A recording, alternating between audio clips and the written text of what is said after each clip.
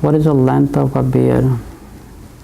Assalamu alaikum warahmatullahi wabarakatuh. There is a great misconception about the hadith from the Prophet ﷺ, where the Prophet ﷺ was being asked about the beard, where the Prophet ﷺ said to trim your mustache and leave your beard alone.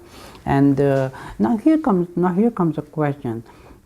When the Prophet ﷺ said to leave alone your beard, now the question is, now the question comes up, should we leave the beard alone to go all the way up to the floor and touching your feet?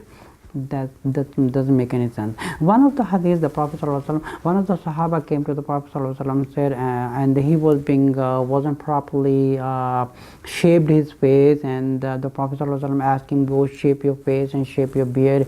So from this hadith we can understand that when the Prophet ﷺ said to trim your mustache and leave the beard alone, that does not mean that the scholars are saying to let go the beard it goes up to the knee, or it goes up to the floor, but should be a good length. It should be a good shaped. The hair should not be flying off, because let's understand something.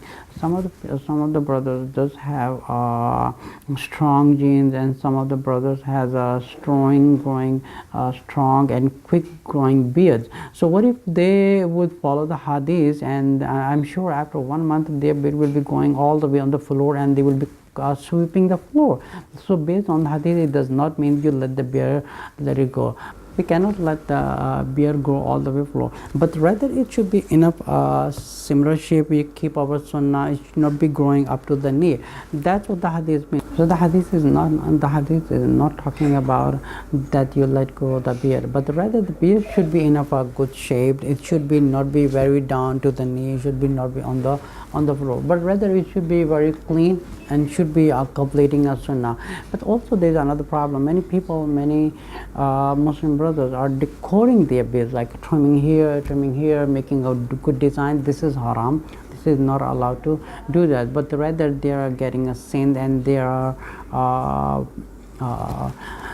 they're making a sin like an opposite religions, like in other religions. So also the Prophet ﷺ said, who is copying the other people, they're going to be raising on the day of judgment among them, and they will be called the same people among them. They are not calling a Muslim. So if you want to be a Muslim, you are not allowed to trim your and shaping your beard, like a decorating, designing. It's not allowed.